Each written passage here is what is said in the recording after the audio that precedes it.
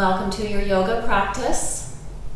Find a steady, easy seat, whatever that is for you, Virasana, Swastikasana, or Sukhasana, or go for half lotus, Padma, Arda Hanumanasana.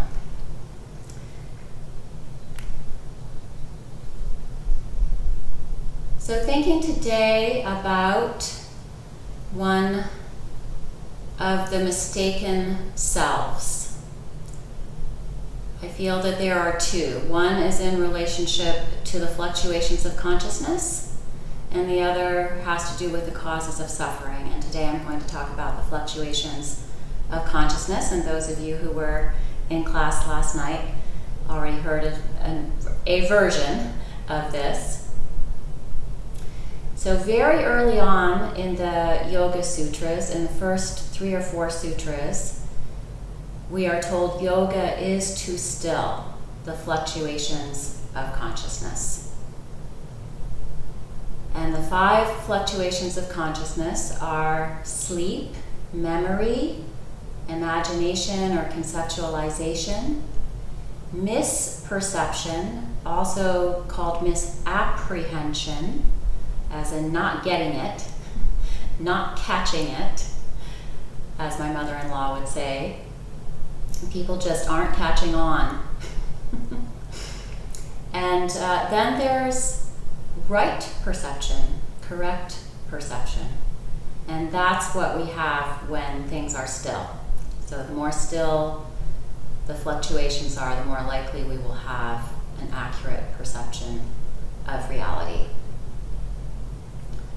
And the more that consciousness is stilled, the better our sleep will be, the more accurate our memories will be.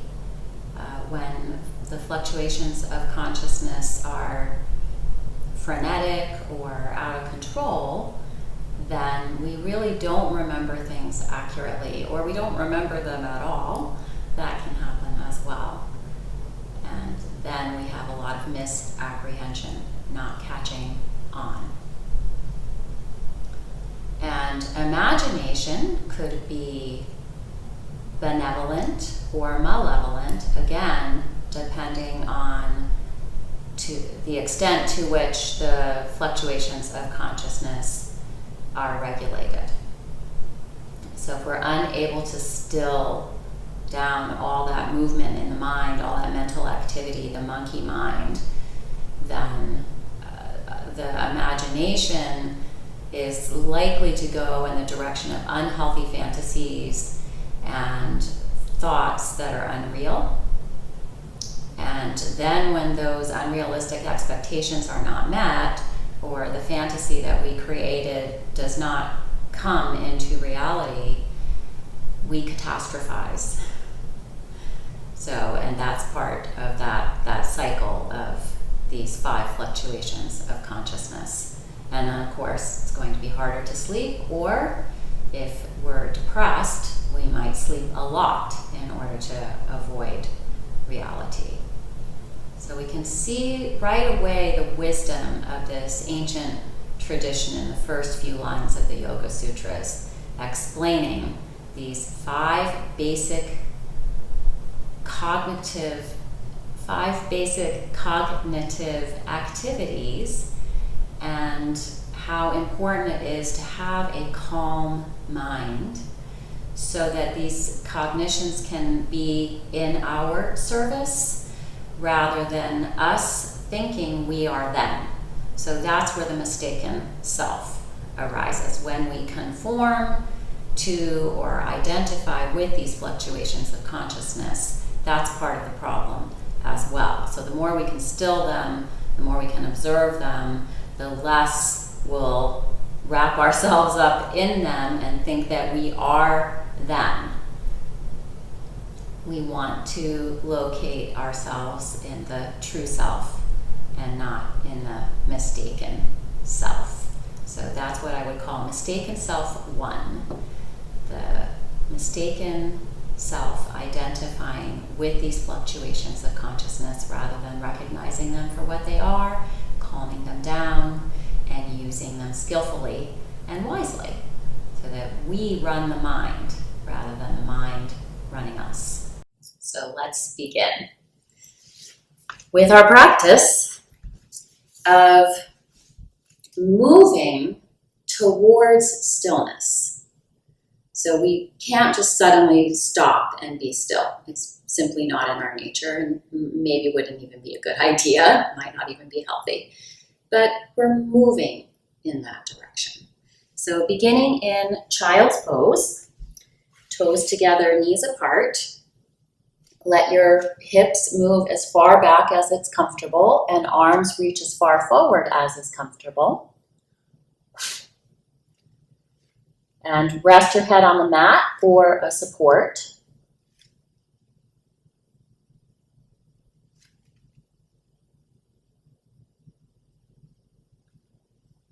And find your breath in Balasana.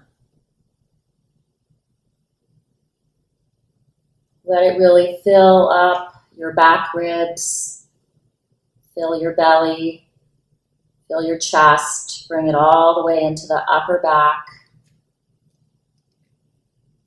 And then exhale, empty completely.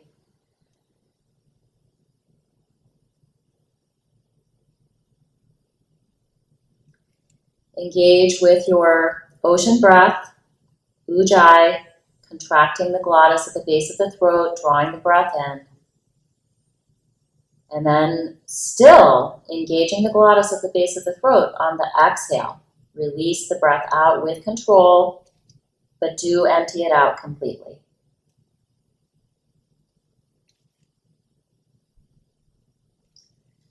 And on your next inhale, come forward into a little cobra. So lowering yourself down, hugging the elbows in, scooping the heart forward any amount, little or large cobra, your decision.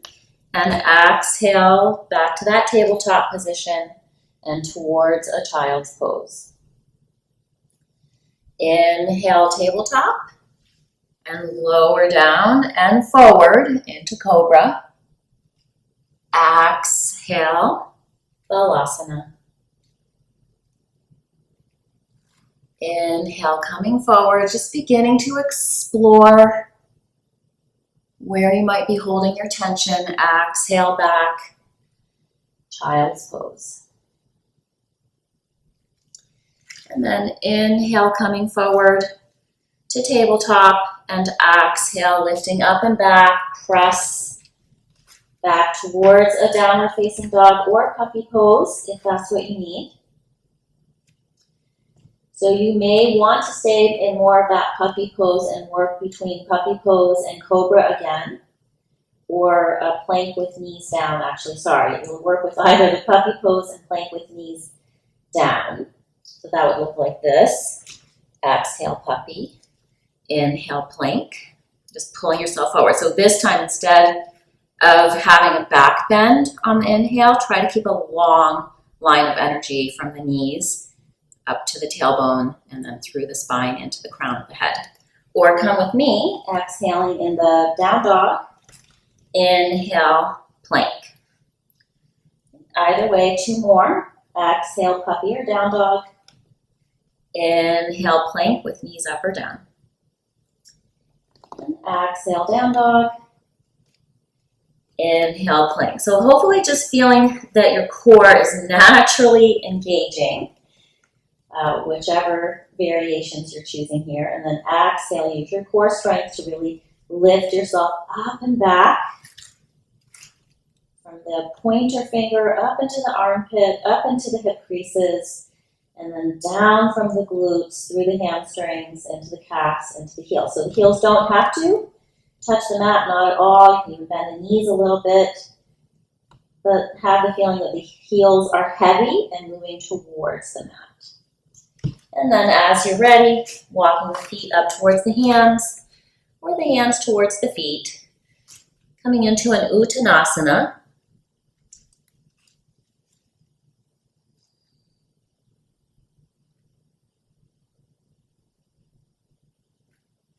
Just pause and feel.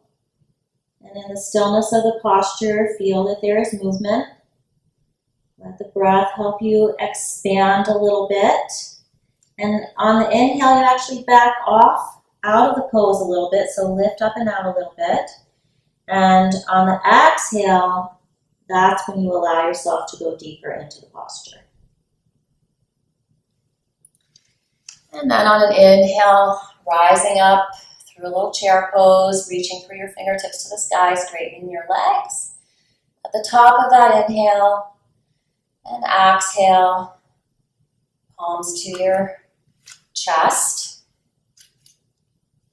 And take your stance a little wider than hip width apart. And take your hands to your hips. And inhale, left fingertips up to the sky. And exhale, manually use your right hand to shift your hips over to the left. And keep lifting from where the right hand is on the right hip up into your armpit. But don't lift your shoulder. Don't lift your right shoulder. Lengthen your tailbone. Reach through the left side of the body. And as you're ready, if you're able to, shift the weight a little bit more into the right leg and the right foot. Keep pressing your glutes forward and letting your head and your arm move back. Slight back bend movement. Inhale to come up and out. Exhale, left hand to left hip. Inhale, right arm reaches up alongside your right ear. And exhale, use your left hand to move your hips over to the right. Keep lifting up through the left side of the body, but get as long as you can through the right side. And then shift some of the weight of the pose back over into that left foot, left leg. Press your glutes forward, let your head and your arm lean back a little bit, and lift your gaze. Draw the navel to the spine. And inhale to come up and out. Exhale, right hand to right hip. And then inhale, reach your arms out, but have a little softness to them, as if there was this huge, giant beach ball right in front of you and you're sort of holding on to it. And on an inhale, we'll have a soft bend in your knees too. Sorry, let me add that in. We'll bend in the knees. And inhale, reach the arms out a little bit as if that beach ball was expanding. And let your tailbone reach back and your belly and your chest release a little bit. And then on the exhale, round the spine, curl the tailbone under, and feel as if you might really be trying to squeeze that huge beach ball just a little bit. And inhale, a little back bend, release. Exhale, round. Pull the ribs in, curl the tailbone under. Inhale, release, press the arms back, let the tailbone release. And exhale, navel to spine. And inhale, come back to that almost a star, but not, the stance is not quite as wide. And on your next exhale, let the left knee bend a little, let the left elbow fold, left thumb in towards your chest, and right palm faces down and gaze out over your right finger. Inhale, come back to center, straighten the left leg, straighten the left arm, gaze out in front of you. And exhale, release the right knee a little bit, fold the right elbow, right thumb to right chest, gaze out over that left finger. Inhale, center, gaze comes back to center as well. And exhale, sort of a warrior two variation here. Inhale, center, exhale. Knee bends, elbow folds, other arm reaches out and away. Inhale, gaze back to center. Exhale, folding that left elbow, letting that left knee bend, but reaching out and away through the right fingers and gazing out over the right fingers. And one more. Inhale, gaze back through center. Exhale, warrior two variation, gazing to the left. Inhale, come back through center. And exhale, come halfway forward. This slightly wider stance, arms out if you can. Hands can come to the block if that's what you need, but we're going to be moving here, so you might want to just try it with the arms out and just go as far forward as you comfortably can. Inhale back up, exhale. Have as much of a bend in the knees here as you need to protect yourself. Stay safe.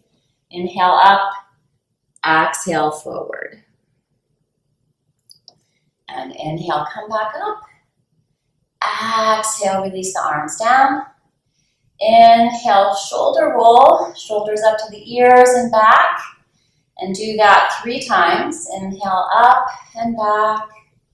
Inhale up and release back, and then change. Inhale, pull back and up, and exhale, roll forward. Inhale, circle. Back, up. Exhale, roll forward, and one more. Inhale. Exhale. Good.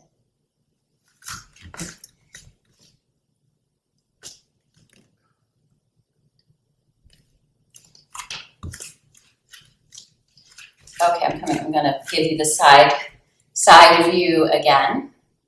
No, actually, sorry. So turn to face the long edge of your mat if you haven't already. And turn your right foot out, your left foot in, and take that nice wide stance. We'll work with Warrior Two for a moment. So we're moving towards stillness. We've been preparing for Warrior Two. So inhale, arms up, right foot out, left toes in a bit. You're on the tightrope, so line up the right heel with the left arch of the left foot. And exhale, feel as if you're moving into the back leg as you release the right leg into the lunge. And then feel all the movements that we've made so far, that you're lengthening through the side waist, deepening into that bent knee posture, engaging the core, drawing the navel to the spine, reaching back as much as you're reaching forward, and drop into stillness. Let your gaze help you by just holding it steady out over that middle right finger. And then inhale, straighten the front leg. Exhale, the arms can take a break if you need that. Drop them down. Spin on your tightrope, lining up the left heel with the arch of the back foot. And draw this right hip in, so you're trying to be vertical here. And as you come into the lunge, stay vertical. Keep the back leg strong. And then find that gaze out over the left middle finger. And breathe. Finding the stillness.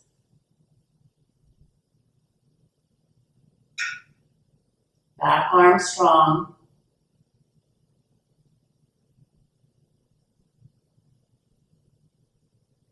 And then inhale, straighten the front leg.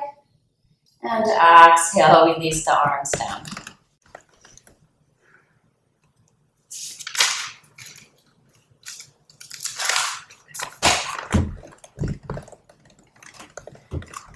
And then with this wider stance, come into more of a squat. So don't let the knees come forward, let the hips move back. And hands can tent on the floor, or they can be on blocks. So this will be an inhale. Find a little bit of a back bend here. So I'm letting my tailbone lift up a little. I'm lifting my chest and heart forward. And then on the exhale, draw the navel to the spine, drop the head down any amount, straighten the legs, move into Uttanasana. Inhale, come back to a squat. Exhale, forward fold. And last one, inhale, sit the hips back. Exhale, draw the navel to the spine. Inhale, float up halfway. So now kind of an in-between. The torso is having the squat posture, but the legs are having the forward fold posture. And on your exhale, sit into that right hip. And just pause here for a moment. You can bring the hands over with you and allow this inner left thigh to just open. And move with the breath. So back off a little with the inhale. Deepen into the hip with the exhale. So you're looking to really deepen this right hip crease as much as you can. And at the same time, opening that inner left thigh. Inhale, come back through center.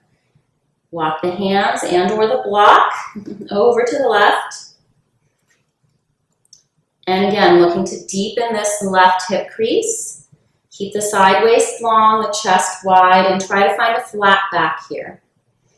And if that means using the blocks, please use your supports. Keep that right foot strong.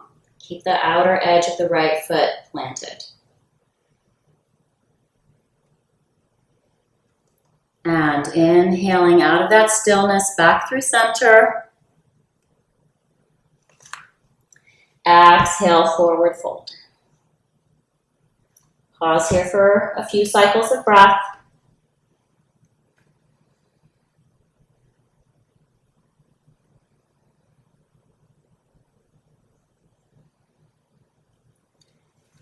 And inhale, rise up halfway. Exhale, hands on your hips. Inhale all the way back up. And exhale, spin your feet. Let's try that warrior two one more time. We did a little bit more. So again, moving into the posture of the day, Virabhadrasana 2. Inhale, arms float up. Exhale, warrior two to the right.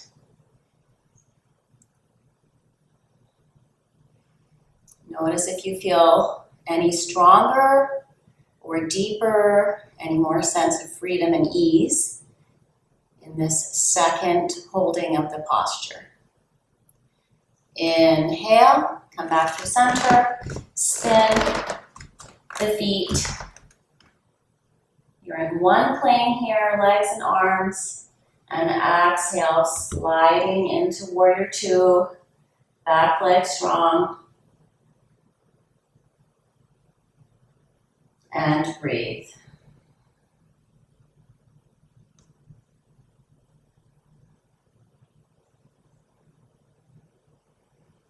Inhale, straighten the left leg, and exhale, release the arms down. And step back up to the top of your mat, have your blocks ready.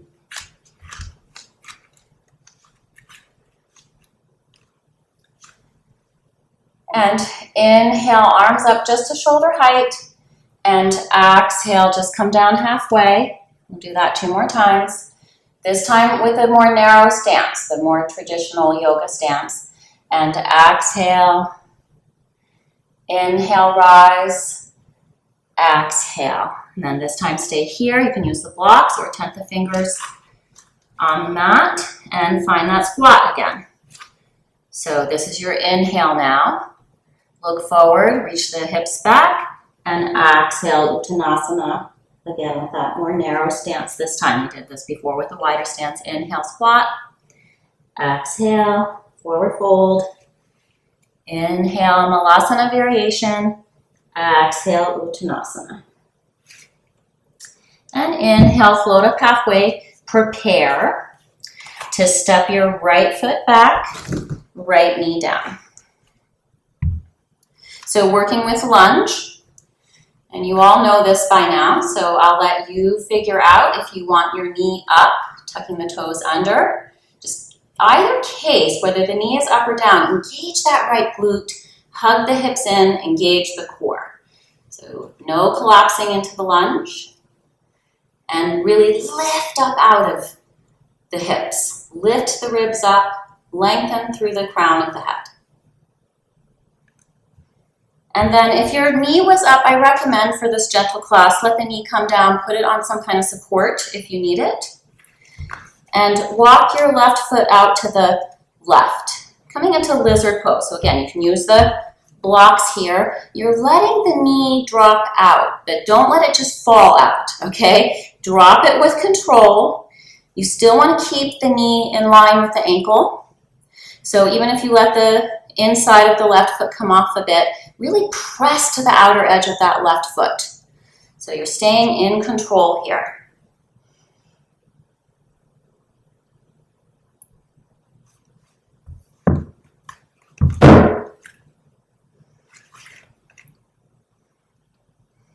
lizard pose. And again, keeping that right glute engaged so you're not just dropping. You're protecting that lower back, keeping the core strong, pulling into center. And then walk heel and toe the left foot back in line. So now the foot, the knee, the ankle, the hip, all in one line. And move back onto that right knee and come into Hanumanasana. And again, you may need your blocks here. And this is Arda Hanumanasana, half split, not full split. And see if you can keep kind of lifting up through that right hip, dropping down through the left hip, trying to keep the hips even here. Move the hips back, pull the chest forward. Not with any force or strain, more of an invitation.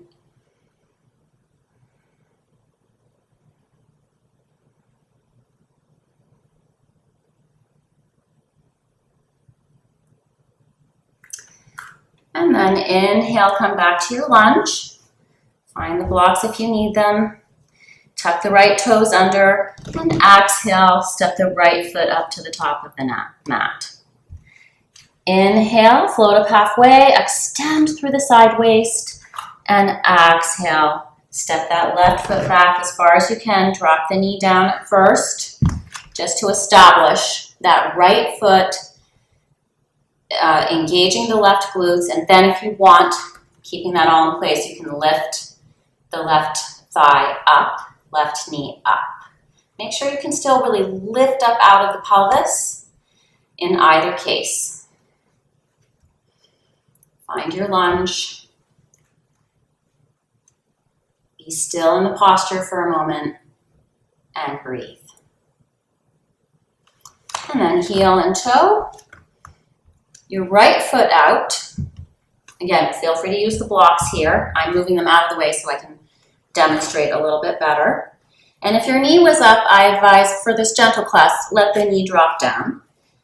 And I'm letting the knee come out, but only insofar as the ankle can open as well. Keeping the outer edge of the right foot really strong here and continuing to engage through the left glute as well. Keep lifting up from pubis to sternum. So stretching doesn't mean just collapsing. It means we're actively engaging, we're listening, we're being still for a moment. And then heel and toe, right foot back in, and shift your weight back onto the left knee, left shin. Pull that right leg straight, moving into Arda Hanumanasana.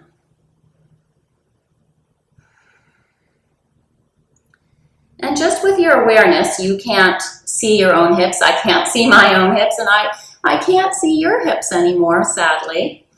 Maybe someday I will be able to do that again and help you. But for now, it's okay, because you can practice, just use your awareness to even out your hips as much as you can. It doesn't really matter if they're perfect, right? That's not what we're going for.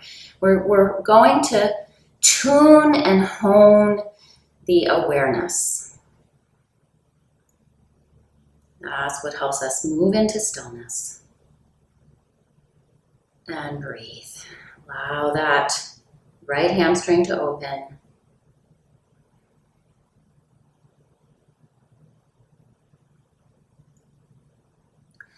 And then inhale, come back through the lunge any amount that you need to move the right knee back next to the left knee.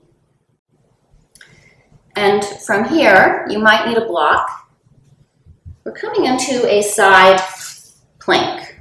So you might want to actually spin the right shin and foot back, and then straighten that left foot out, and really plant that left foot. So keep that outer edge of the left foot strong. And reach the left fingers up to the sky. And if you don't need the block, that's fine. If you do, that's also fine. And then press your hips forward, engaging both glutes.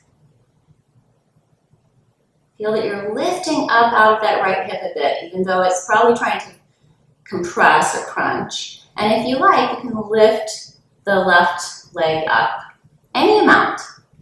Maybe you just release that planting that I instructed you to take earlier. But feel, whatever you do, feel that this whole left outer hip engages. And then let that down. And just come back to kneeling for the other side. So grab your block. If you know you're going to need it, stretch that right foot out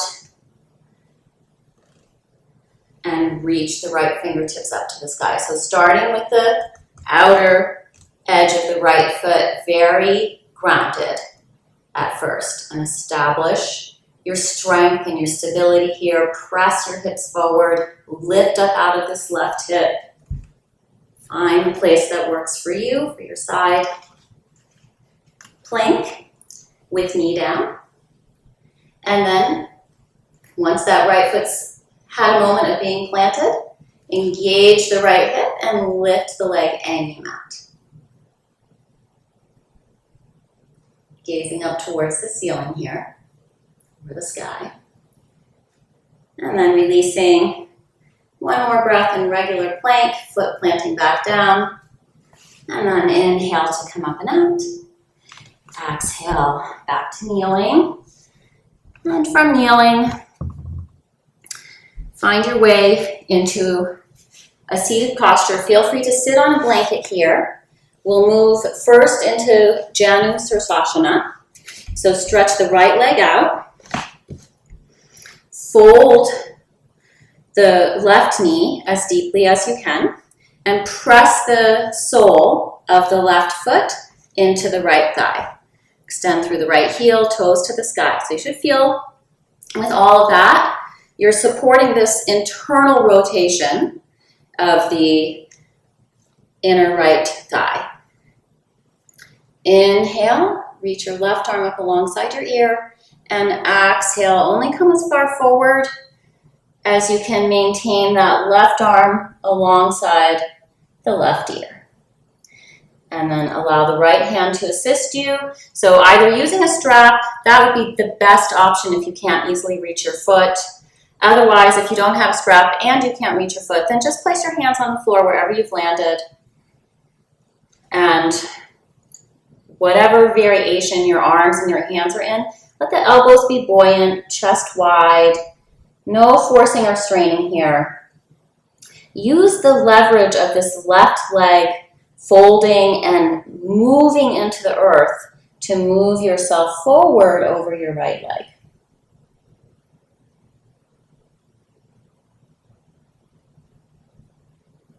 And then come to stillness.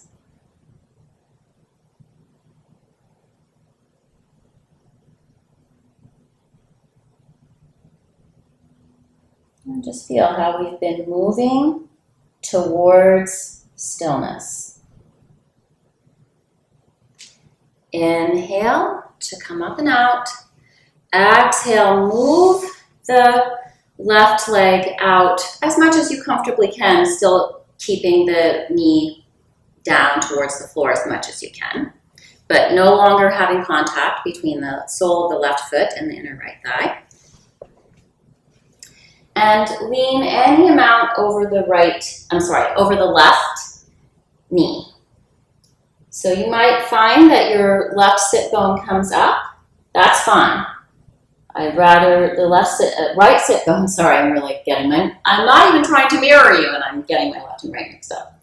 Let the right sit bone come up as you drop over that left thigh and or knee, any amount. So again, we're looking for an anchoring here. So as you inhale and come back up and out, feel that there's still this dropping, deepening action of the left leg into the earth. And keep that happening as you spin and turn towards the left knee. And at the same time, reach out over your right leg. And then reach the left arm up to the sky. So it's just this funny thing in yoga, right? That we try to do things that we can't actually really do, at least not very easily. And that somehow focuses the mind. It brings you into your body. You need to connect with your breath if you're going to do anything like this at all. And you have to really listen to see both where your limitations are, but also where there's availability. And pause in stillness for a moment.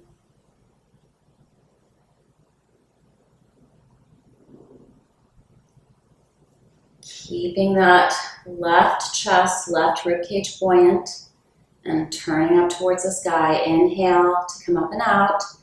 Exhale, release.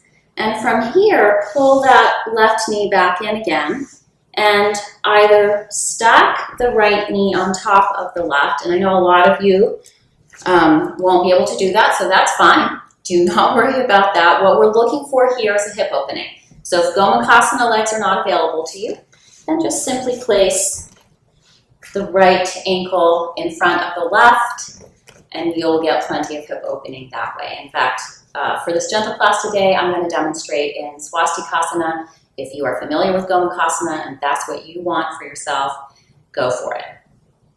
Tenting the fingers out. If you're in Gomukhasana, hold on to the feet. That really helps you to stay grounded as you come forward. For Swastikasana, this will do. And feel that you're moving your hip creases back, your sit bones are staying connected to the earth as you come forward any amount.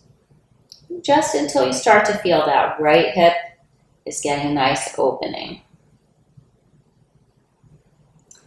And you can bring the hands more forward, as long as you don't compromise the wideness of the chest and the length of the sides of your neck. In other words, keep those shoulders out of the ears. And move into stillness. Inhale from the stillness to come up and out, other side. So starting with Shavasana, everything strong, connected, sole of the foot to the inner thigh spinning down. Moving your ribs around towards the left. Inhale, right arm up to the sky alongside the ear. Keep the arm alongside the ear as you move into the forward fold. This will keep you honest. Right? When we're honest, the mind doesn't fluctuate so much. It's when we start deceiving ourselves that the fluctuations will go out of control. Spin that right rib a little towards the left leg. And then wherever you've landed, keep the elbows buoyant, chest wide. Pause in the stillness of Shavasana.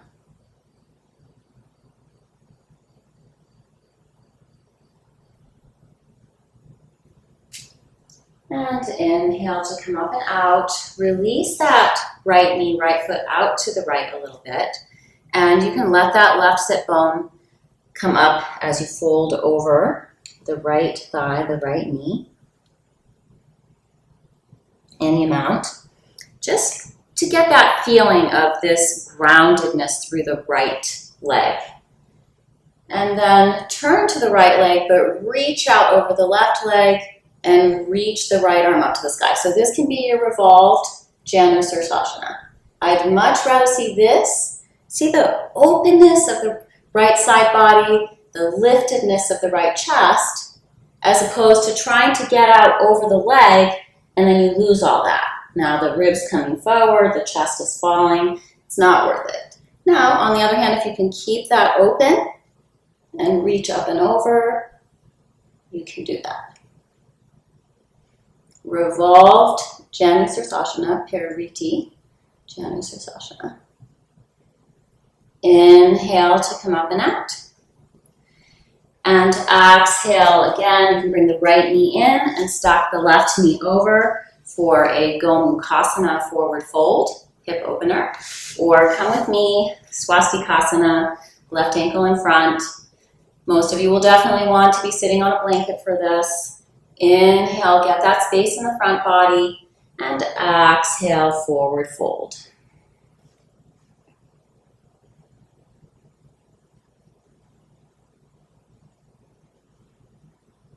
Keep moving the shoulders away from the ears and sliding the shoulder blades down the back.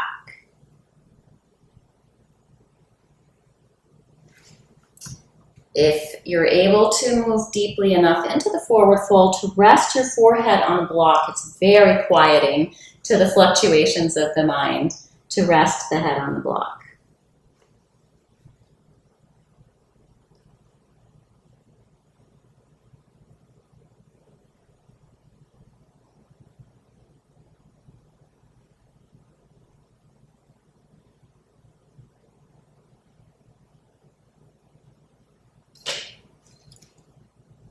And inhale, rise. And simply sit in your posture for a moment, breathing, perhaps closing your eyes, pausing to feel. What does it feel like to slow down, to stop, to rest in stillness?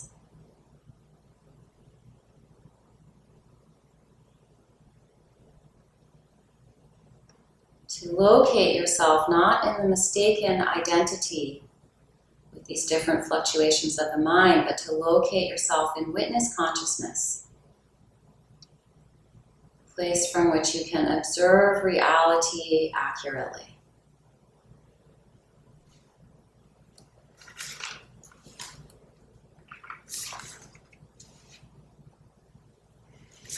And then stretch your legs out, coming into Dandasana. Squeeze them together, press them down, extend through the heels. I will actually be needing to do this sideways. And from here, move into any amount of Paschimottanasana. So if you can keep the strap, you can use the strap to keep the chest lifted, or if you can reach your feet but keep the chest lifted.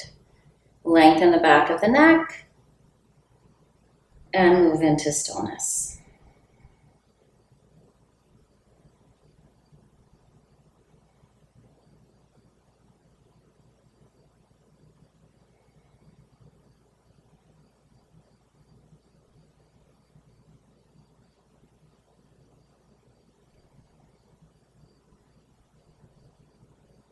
Keep extending through the crown of the head. Right, so rather than trying to reach the forehead towards the shins, have the feeling that the crown of the head is aiming towards the toes. Or if in order to keep the integrity of the spine, you're in more of this kind of a posture, then aim the crown of the head towards the sky. Keep your heart light and lifted, spacious and wide. Inhale and exhale, find your way into Shavasana. Get whatever supports that you need. Lower yourself down. Stretch your legs out.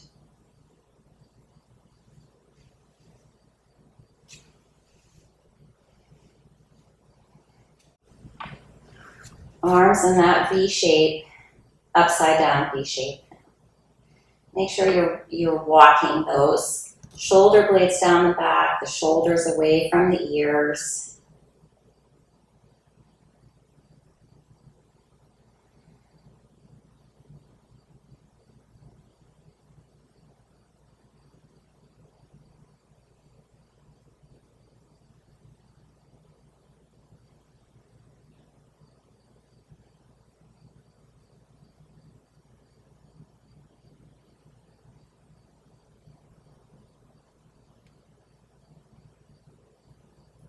And rest effortlessly into the pure awareness of the true self. Give up any mistaken identities as you slip into stillness, releasing your ocean breath.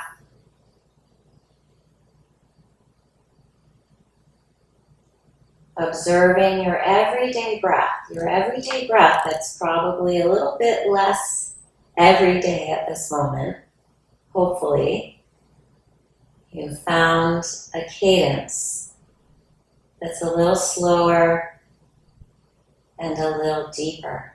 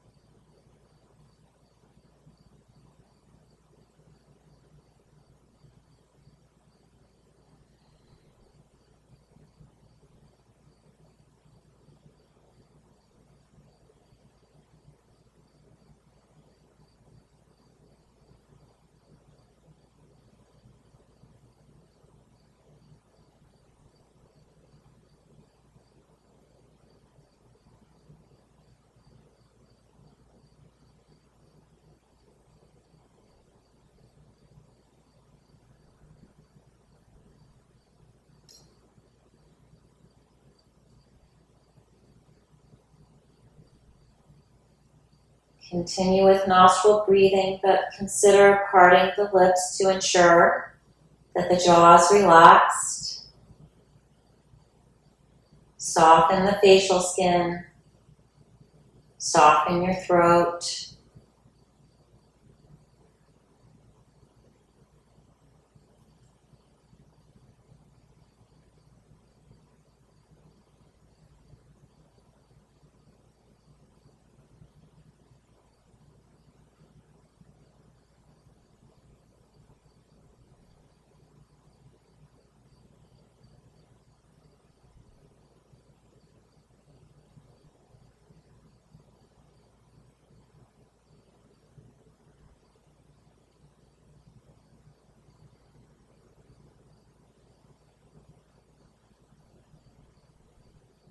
Feel the connection of your back body as it melts into the earth.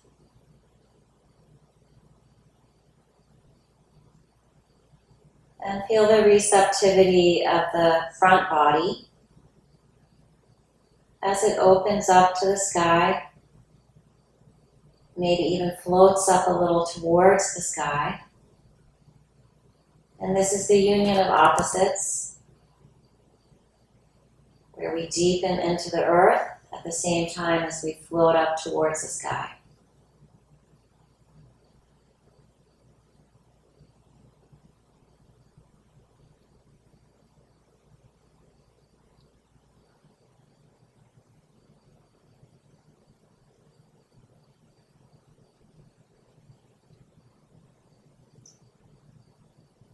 And then inhale deeply into the center of your chest and exhale through an open mouth, letting out some kind of a sound.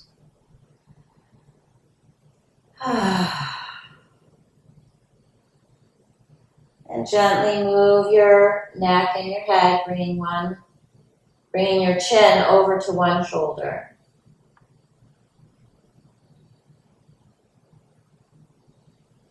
And then bringing your chin over to the other shoulder. And then continue to make the movements that allow you to slowly transition with full awareness of your breath and your body and your mind into a little ball. Opening up that lower back, lengthening the tailbone. Opening up the back of the neck, drawing the navel to the spine, moving the knees towards the belly or the chest. And then onto your right side, still in the little ball, and pause there to observe 3 cycles of breath.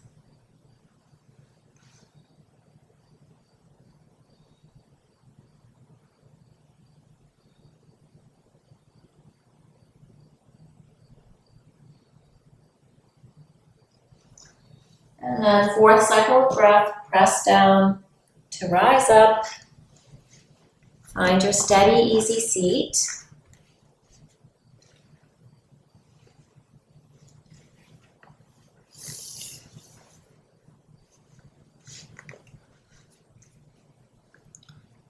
Preparing for about a 5 to 6 minute meditation. Bringing the hands into meditation mudra.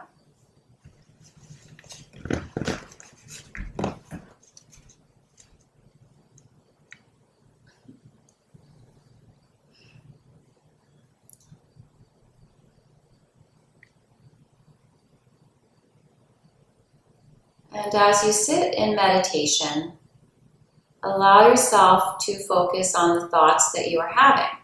So one of the misconceptions that I find in the mindfulness practice of yoga, and first misconception that mindfulness is somehow different from yoga. Mindfulness originates from yoga, but as it's been practiced in the West, oftentimes it seems there's this stress and strain to get rid of the thoughts. So the yoga practitioner recognizes that will probably never happen. If it does, it does. But if you try to make it happen, good luck with that.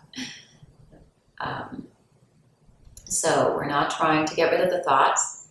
But as you notice your thoughts, notice what they are. Is it a memory?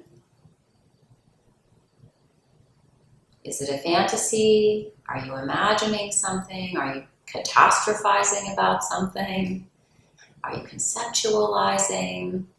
Right? So it could be positive, it could be harmful. So notice that too. So the 5 types of cognition first though. So we have the memory, we have the imagination, we have sleep. Perhaps you're ready for a nap now. And then we have the misapprehension, not getting it. And then we have the correct perception, the accurate perception. More likely to have that once we still the misapprehensions, once we can regulate the fantasies and the imagination. But again, for the first few moments, simply notice which type of cognition is occurring in your mind. Memory, sleepiness, imagination, which would include fantasizing and catastrophizing, misapprehension, or correct perception. Perhaps you're having an insight or an epiphany. Oftentimes the yoga practice will lead to insights and epiphanies, revelations.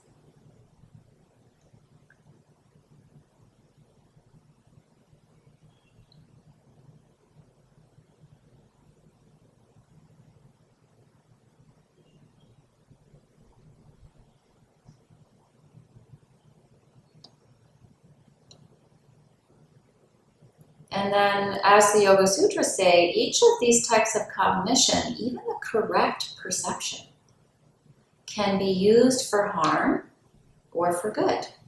You can use an accurate perception to cause harm. In fact, the more accurate your perception is, the greater harm you can cause if you decide to do so. But usually accurate perception will, just by its very nature, be used for good. But if someone decided to use it for harm, it could probably cause the greatest harm of all of these cognitions.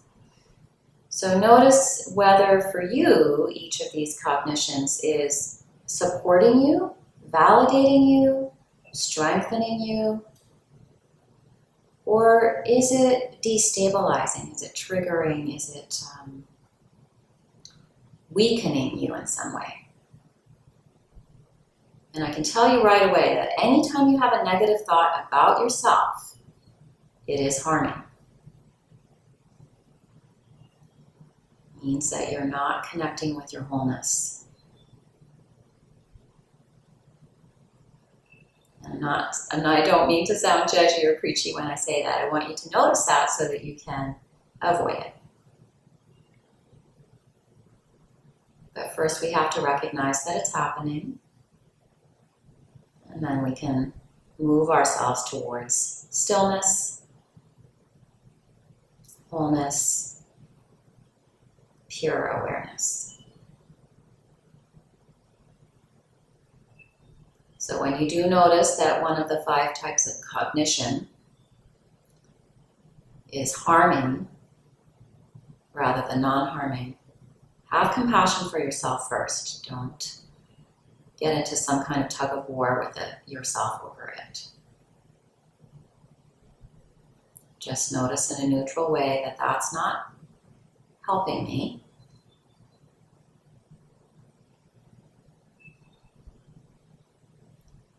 And then the Yoga Sutras instruct us to replace those unwholesome thoughts with wholesome thoughts. So when you notice you're moving away from wholeness, likely moving away from stillness, moving into the fluctuations of the mind, getting into that mistaken identity, move towards wholeness, move towards a more wholesome thought.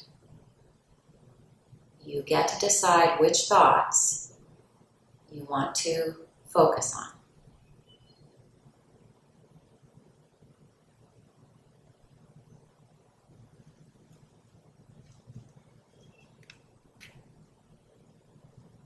And then perhaps land on one thought, one wholesome thought that supports your wholeness. And let that be your affirmation. It won't be your mantra. A mantra is in Sanskrit. It must have the resonance of that ancient language. But affirmations are very powerful as well. And they can create new neural pathways in your brain. So find a wholesome thought, gather it gently up toward your heart space, and just let it rest there for a moment. And take the left hand and sort of let that wholesome thought land into your heart, and the right hand over just to seal it in there. And then once the wholesome thought is gently nestled into your heart, allow the palms to come together at the center of your chest, thumbs resting on your sternum. Inhale, open wide.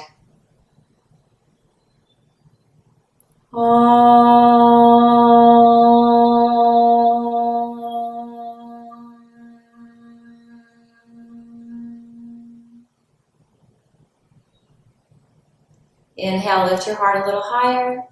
As you exhale, keep the lift of your heart. Bow in, chin to or towards your chest. May you be free from suffering and live with ease. Namaste.